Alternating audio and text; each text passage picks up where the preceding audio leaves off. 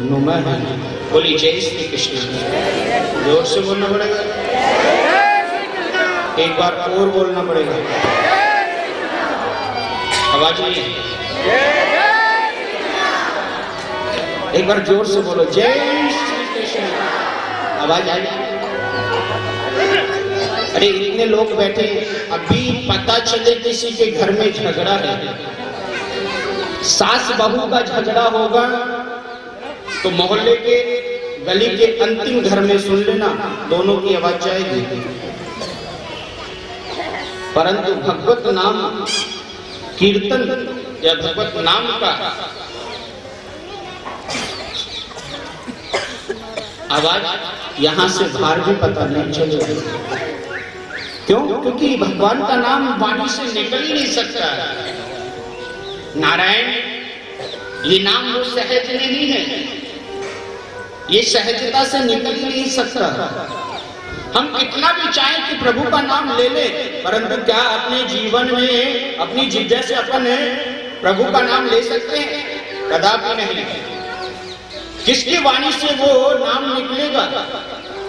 ये तो उसी की वाणी से निकल सकता है जिसकी वाणी से मेरा ठाकुर निकलवाना चाहता है। वो कैसे? वो मीरा हो, चाहे वो धना भगत हो, चाहे अनेक भक्त हो। ये पंच भौतिक शरीर के जो संसार में प्रेम करते हैं, ऐसे लोगों के मुख से सहजता से श्री भगवत नाम नहीं निकल सकता। इसीलिए तो बार बार कहते हैं वाणी को शुद्ध करो। वाणी शुद्ध होगी जब तो प्रभु का नाम ले पाओगे। वाणी अशुद्ध होगा तो प्रभु का नाम आएगा ही नहीं ना।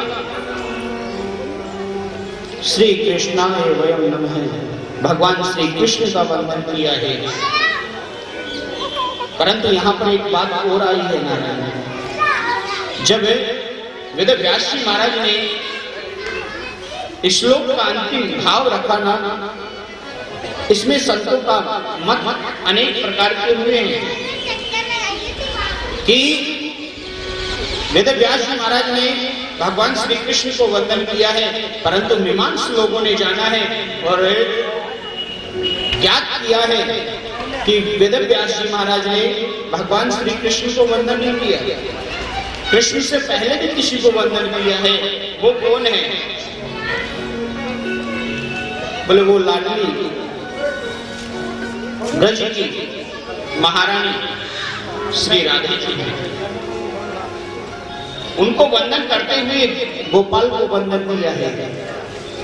कृष्ण को ध्यान रखो, जीवन में हृदय में रखो, परंतु कृष्ण को हृदय में रखने से पहले आपको हृदय में श्री राधा रानी को प्रवेश कराना होगा, तभी कृष्ण की भक्ति श्रेष्ठ हो सकती है। नहीं तो प्यारे, कितना ही आप भजन कर लो, कितनी आप साधना कर लो, कितने आप जप कर लो, कितने आप तप कर लो, परंतु आपको कृष्ण की भक्ति प्राप्त नहीं हो सकती।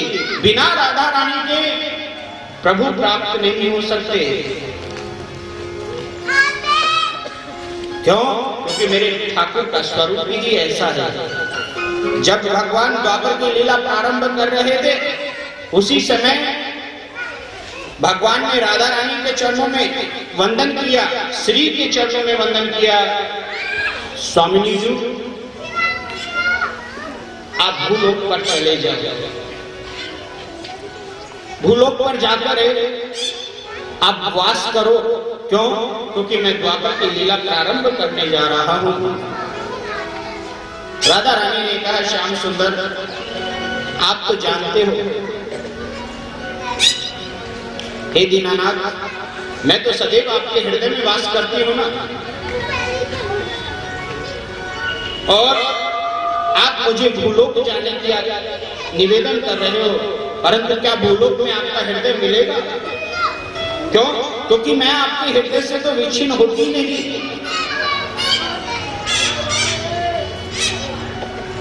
मेरे ठाकुर दीनानाथ ने जाना, हाँ, राधा रानी मेरे हृदय से विच्छिन्न नहीं होती, हृदय से अलग होती नहीं है। तो क्या करना चाहिए? तब जाकर भगवान ने अपने हृदय से ज्योति उत्पन्न की और वो ज्योति आकर ब्रज मंडल में मिश्रित हो गई और तब जाकर यहाँ पर पहले राधा रानी आई और फिर श्याम सुंदर आया। भगवान श्री कृष्ण से बड़ी है ना राधा रानी, है ना? पहले राधा रानी आई और फिर श्याम सुंदर आया। तो इसीलिए पहले वेद व्यास जी महाराज ने राधा रानी को यहाँ वंदन किया है और उसके बाद श्याम सुंदर भगवान श्री कृष्ण को वंदन किया है। श्री कृष्णाय वयं नमः श्री, अर्थात राधा रानी श्री सहित, राधा रानी के सहित में भगवान श्री कृष्ण को वंदन करता है। वेद व्यास जी महाराज ने तो यहाँ पर अपने पुत्र को भी वंदन किया है। महात्म के दूसरे श्लोक में सुखदेव जी महाराज को वंदन किया। कैसे पुत्र को 16 वर्षीय विद्रांग संत शिरोमणि पुत्र को वंदन किया है, जो जन्म लेते ही सीधे वन की ओर प्रस्थान कर गए।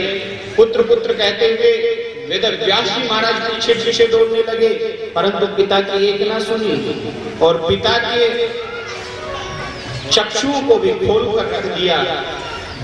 आत्मा के बोध से मानो वृक्षों के द्वारा बोध कराया हो, पिताजी जिस मार्ग पर तुम दौड़ रहे हो ये मार्ग सही नहीं, मैं जिस मार्ग पे दौड़ रहा हूं वो मार्ग बिल्कुल सही है। क्यों? क्योंकि पिता पुत्र के पीछे दौड़े ये सही नहीं।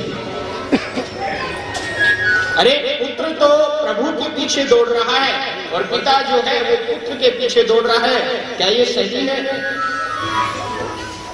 करना चाहिए पिता को भगवान के प्रति दौड़ना चाहिए और पुत्र को संसार के प्रति दौड़ना चाहिए। परंतु यहाँ उल्टी गंगा बह रही है कि पहले पुत्र ही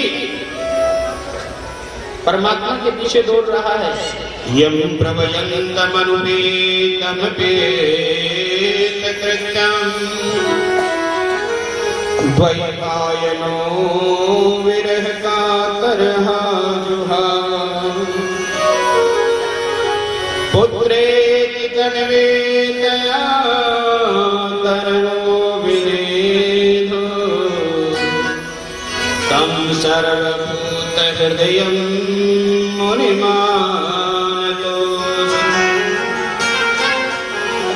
तम सर्वभूत हृदयं मुनिमान्यतोऽस्मि। ये सब देखकर वेद व्यास जी महाराज ने हृदय से वंदन किया, बेटा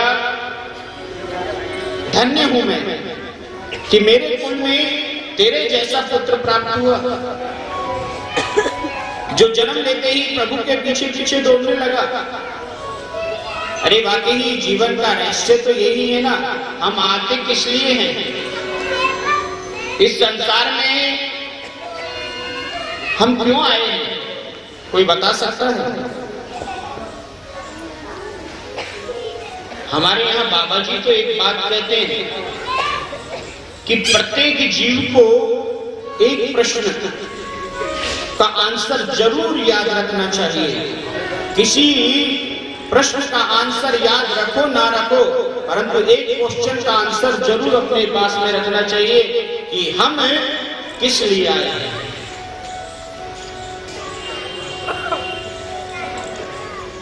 अरे हम आते इसीलिए है ना कि इस पंच भौतिक शरीर से हम प्रभु का भजन करें, परंतु आकर इस जगत में हम भूल जाते हैं किस काम से आए हैं।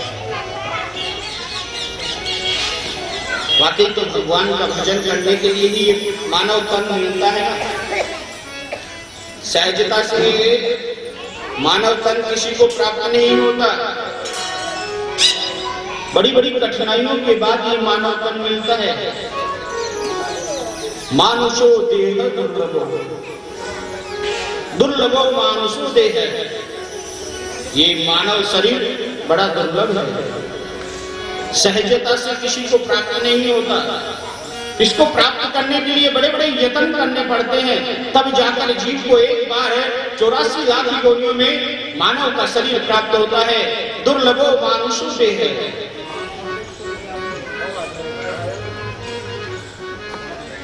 ये मानव तन बड़ा दुर्लभ है, सहजता से प्राप्त नहीं होता। भगवान से अगर मुक्ति मांगोगे वो मुक्ति दे देगा, परंतु मनुष्य तन मांगोगे कदापि नहीं देगा। मनुष्य तन कैसे प्राप्त होता है? कर्म के आधार पर। कर्मणे जायते जन्तो कर्मणे म्रियेत। जो जैसा कर्म करेगा उसको वैसा भोग भोगना पड़ेगा। मनुष्य तन प्राप्त करने के लिए अच्छे अच्छे कर्म करने पड़ेंगे, अच्छे अच्छे कार्य करने होंगे, तब जाकर मनुष्य तन प्राप्त होगा। और नहीं तो ये मनुष्य देह सहजता से सुलभ नहीं हो सकता। हमारे ऋषि कहते हैं ना,